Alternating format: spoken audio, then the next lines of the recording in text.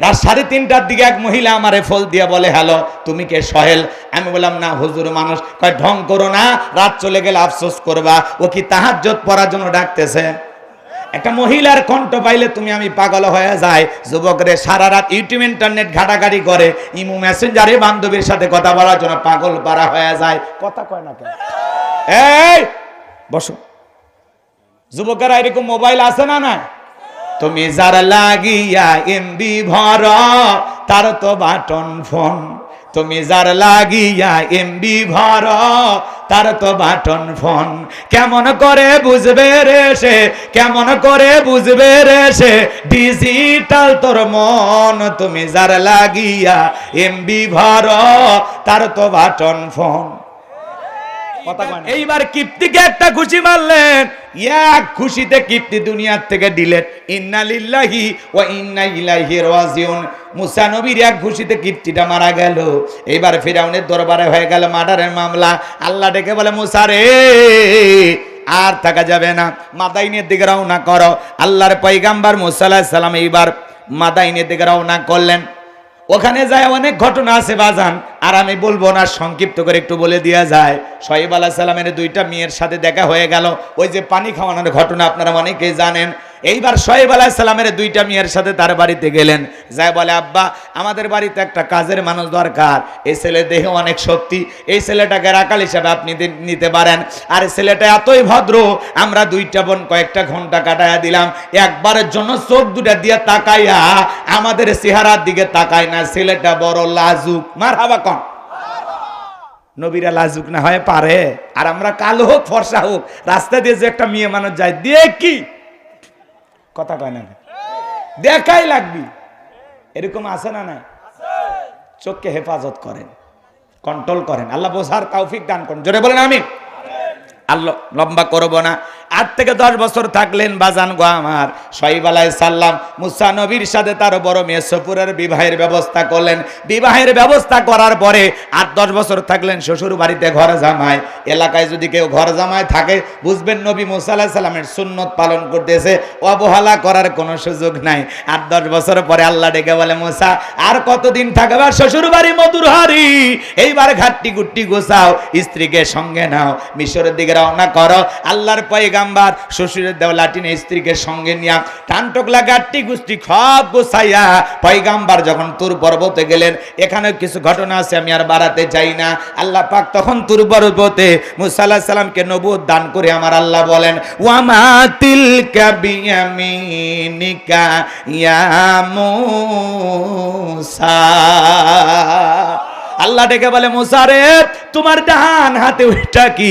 আল্লাহর পয়গাম্বর জবাব দিয়ে বলেন, ক্বালা হিয়া আসায়া আতাওয়াক্কাউ আলাইহা ওয়া আহুশু বিহা আলা গনামি ওয়া লিয়া ফিহা মাআরিব উখরা। ডেকে বলেন, আল্লাহ আমার হাতে এইটা লাঠি, এইটার উপর ভর দিয়ে চলি, ছাগলের জন্য পাতা বাড়ি ইত্যাদি ইত্যাদি অনেক অনেক কাজ করি। আল্লাহ ডেকে বলে, মুসা রে প্রশ্ন করলাম একটা, জবাব দাও যে একটা কারণটি কি? মুসা নবী কথা বলে কার সাথে? আল্লাহর সাথে কথা বলতে মজা আছে না? না। এ যুবক, একটা মেয়ে যদি ভুল করে রং নাম্বারে মিস কল দেয় তুমি পাগল হয়ে যাও। মহিলার কণ্ঠ পাইলে 17টা সিম কার্ড পরিবর্তন করে হলেও মহিলাটাকে কল দাও। মেয়েটা ডেকে বলে, ভাইয়া সরি, আমার ভাইকে কল দিতে গিয়ে আপনাকে কল দিয়ে ভুল করে ফেলেছি, আমাকে আপনি মাফ করে দেন। ডেকে বলে, কেন নিভানো আগুন জ্বালাইলি? এখন ভালোবাসা দিবি কিনা বল, করবি না কোনো সল। জাদুকরের সত্যটা বুঝতে পেরে বাতিল শক্তি পরাজিত হয়ে সত্য যখন উন্মোচন হয়ে গেল তখন তারা কি করলো? ওয়া উলকিয়াস সাহারাতু সাজিদিন, সিজদায় মাথা নত করলো, ঘোষণা করলো, ক্বালু আমান্না বিরাব্বিল আলামিন, আমরা ঈমান আনলাম বিশ্বের রবের প্রতি, রব্বি মূসা ওয়া হারুন, যিনি মূসা এবং হারুনের প্রতিপালক। বলেন আল্লাহু আকবার। সমস্ত জাদুকররা যখন ঈমান গ্রহণ করলো ফিরাউন তখন থেকে বলে, আমার অনুমতি ছাড়া তোমরা ঈমান গ্রহণ করলা, সাহস তো কম না, হাত পা কেটে নেব, শুলিতে চড়াবো, ফাঁসি দিয়ে মারাবো।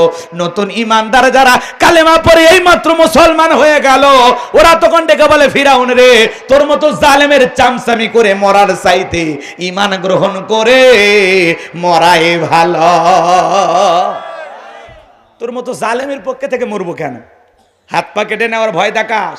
মরতে যেহেতু হবে, আল্লাহর গোলামি করে মরতে চায়, আল্লাহর পক্ষে থেকেই মরতে চাই। বলেন আল্লাহু আকবার। লম্বা ইতিহাস, সংক্ষিপ্ত কথা, এটা হলো সেমিফাইনাল। এইবার চলেন ফাইনাল খেলায় চলে যায়। দলে দলে মানুষ কালেমা পড়ে মুসলমান হতে লাগলো। ফিরাউনের রাগ আরো বেড়ে গেল। তখন পয়গম্বর মুসা এবং তার অনুসারীদেরকে তিন দিক দিয়ে আক্রমণ করলো। পয়গম্বর মুসা আলাইহিস সালাম তার উম্মতদেরকে নিয়ে দৌড়াইতে দৌড়াইতে দৌড়াইতে দরিয়ার নিকটতম স্থানে চলে গেছে, দরিয়ার নিকটবর্তী স্থানে। এরপরে উম্মতরা ডেকে বলে, ও নবী মুসা, হয় আজকে ফিরাউনের সেনাবাহিনীর হাতে মরতে হবে, আর না হলে এই দরিয়ার পানিতে ঝাঁপিয়ে মরতে হবে, তাছাড়া আর কোনো রাস্তা আমরা তো দেখি না।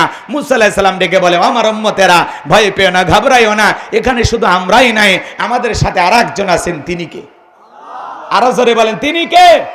আল্লাহ তাআলা ডেকে বলে, ও পয়গম্বর মুসা, এতদিন লাঠির কেরামতি দেখেছো, ওই একই লাঠি দিয়ে সমুদ্রের পানিতে আঘাত করো, আমি আল্লাহ পাক তোমাদের জন্য ভিআইপি রাস্তা বানায় দেব। বলুন সুবহানাল্লাহ। পয়গম্বর আঘাত করলেন, ভিআইপি রোড আল্লাহ তাআলা তৈরি করে দিলেন। এইবার আল্লাহ তাআলা সেই কথা সূরা ইউনূসের ভিতরে জানায় দিলেন। পয়গম্বর তার দল বল সহ মুসা আলাইহিস সালাম তার কওমের মানুষকে নিয়ে ওই বিশাল দরিয়ার সুন্দর ভিআইপি রাস্তা দিয়ে তার উম্মতদেরকে নিয়ে দরিয়ে পার হয়ে গেলেন। বলেন সুবহানাল্লাহ। আরেকটু জোরে বলেন সুবহানাল্লাহ। এইবার ফিরাউন তার সেনাবাহিনীদেরকে নিয়ে আসা দরিয়ার নিকটবর্তী ভিআইপি রাস্তা দেখে মনে হয় ওর বাপ বানায় গেছে। তখন বলতেছে, এই রাস্তা দিয়ে ওরা পার হয়ে গেছে, সবাই ওঠো। এইবার ফিরাউন তার দল বল সেনাবাহিনী নিয়ে ওই ভিআইপি রাস্তায় যখন উঠেছে, একই রাস্তা ইমানদারদের জন্য নিরাপদ, জালেমদের জন্য গজব। কথা কয় না, বোঝেন তো? এইবার ফিরাউন তার সেনাবাহিনী নিয়ে যখন দরিয়ার মধ্যবর্তী স্থানে চলে গেছে, আল্লাহ তখন ডেকে বলে, পানি তুই তোর খেলা দেখা। পানির ভিতরে উথাল পাতাল ঢের সৃষ্টি হয়ে গেল।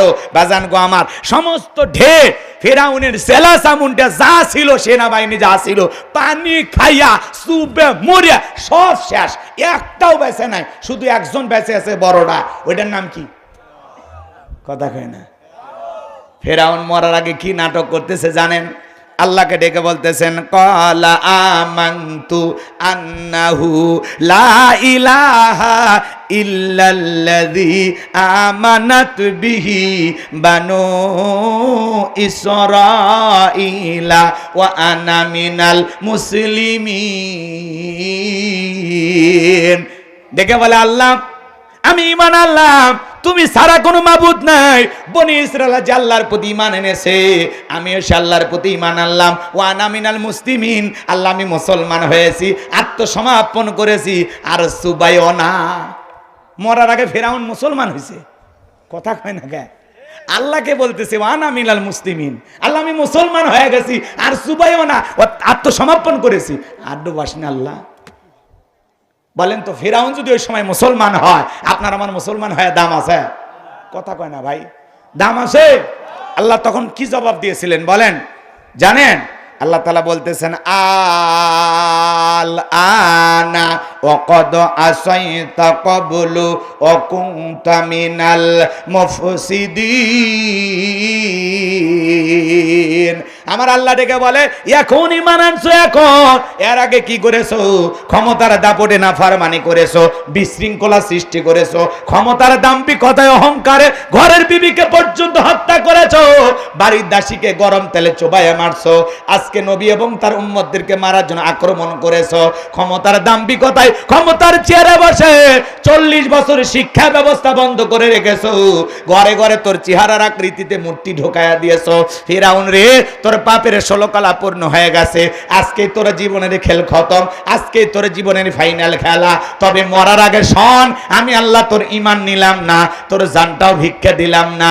মরার আগে শুধু এতটুকু শুনে যা, আমি আল্লাহ পাক দুনিয়াবাসীর জন্য তোর লাশটা শিক্ষা হিসাবে রেখে দেব। কথা কেন? যাতে দুনিয়ার জমিনে আর কেউ যেন ফিরাউন না হতে চায়, তোর ইতিহাস থেকে যেন তারা শিক্ষা গ্রহণ করে। সেদিন দরিয়ার পানিতে চোবায়া চোবায়া যেই ফিরাউনকে আল্লাহ তাআলা দুনিয়ার জমিন থেকে বিদায় করে দিয়েছিলেন, সে আল্লাহ আজও আছে না নাই? ফিরাউন এখনো মিশরের জাদুঘরে বাজান গো আমার সংরক্ষণ করে রাখা হয়েছে ফিরাউনের লাশটা। এটা তো ফিরাউন না, এটা হলো ফিরাউনের শুটকি। শুটকি বোঝেন না? কথা কয় না, ভালো করে বোঝেন। এখনো মুসা প্রেমিকেরা যায় আর বলে এই সেই ফেরাউন, মার জুতা, মার জুতা। 50,000 1 লাখ 2 লাখ টাকা দামের জুতা খুলে মারে। চিন্তা করেন, শুটকি ফিরাউনক দেখে যদি জুতা মারে, জেতা ফিরাউনক পাইলে আর চামড়া দিয়ে ডুগডুগি বাজাই তো। কথা বলেন ঠিক কিনা? যে আল্লাহ ফিরাউনকে দরিয়ার পানিতে চুবাইয়া মারছে, যে আল্লাহ নমরুদকে ল্যাংড়া মশা দিয়ে বিদায় করেছে, আবু জেহেলকে 11 বছরে 13 বছরে বালক দিয়ে কুফাকাত করে দিয়েছে, সে আল্লাহ আজও আছে না নাই? যে সমস্ত জালেম বেঈমানেরা মুসলমানের রক্ত নিয়ে খেলা করে, ফিলিস্তিনের জমিনে আমাদের মুসলমান মা বোনদেরকে হত্যা করে, মনে রাখবেন ওই নেতানিয়াহু, জো বাইডেন, এই সমস্ত নেতাদেরকে বিদায় করতে আমার আল্লাহ এক মুহূর্ত সময় নেবে না। কথা বলেন ঠিক কিনা? জালেমদের জুলুম যত বাড়বে, মনে রাখবেন মুসলমানদের বিজয় তত নিকটে। মনে রাখবেন, জালেমদের নির্যাতন জুলুম যতই বেশি হোক না কেন, জালেমদের জীবনের শেষ পরিণতি হলো পরাজয়, ইমানদারদের শেষ পরিণতি হলো বিজয়। কথা বলে না কেন? ভয় পাওয়ার কোনো কারণ নাই। ওয়ালা তাহিনু ওয়ালা তাহজানু ওয়া আনতুমুল আ'লাউনা ইন কুনতুম মুমিনিন। আল্লাহ ডেকে বলে, মুমিনেরা তোমরা হতাশাগ্রস্ত হয়ো না, ভেঙে পড়ো না, দুর্বল হয়ো না। ঈমানের দাবিতে যদি মুমিন হও, ওয়া কানা হাক্কান আলাইনা নাসরুল মুমিনিন, মুমিনদের সাহায্য করা আমি আল্লাহর ওয়াজিব হয়ে যায়। কথা বলে ঠিক কিনা? মনে রাখবেন, দ্বীনের বিজয় আনার জন্য, ইসলামের বিজয় আনার জন্য বেশি মানুষের প্রয়োজন হয় না। বদরের প্রান্তরে 313 জন সাহাবীর মাধ্যমে যে আল্লাহ পাক মুসলমানদের বিজয় দান করেছিলেন, সেই বিজয় আনার জন্য যদি বদরের সাহাবীদের মতো ঈমান আমল মজবুত করতে পারি, আজও পৃথিবীর জমিনে মুসলমানদেরকে আল্লাহ বিজয় দেবেন। কথা বলেন ঠিক কিনা? আর সেই বিজয় আনার জন্য যদি কখনো ডাক আসে, মাথায় কাপড়ের কাপড় বেঁধে বিবির কাছ থেকে, সন্তানদের কাছ থেকে বিদায় নিয়ে আল্লাহর জমিনে আল্লাহর দ্বীনকে প্রতিষ্ঠিত করার জন্য, কোরআনের সমাজ কায়েম করার জন্য কারা কারা বুকের তাজা রক্ত দিতে রাজি? 2 হাত তুলে আল্লাহকে দেখা।